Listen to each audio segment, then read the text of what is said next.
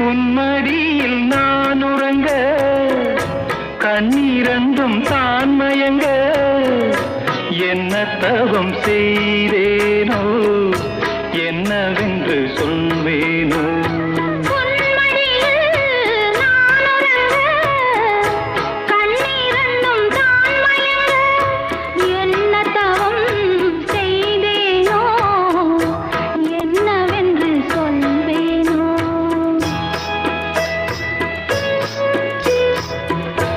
ஏழ் பிறப்பும் இணைந்திருக்கும் சொந்தம் இந்த சொந்தமம்மா வாழ்விருக்கும் நாள் வரைக்கும்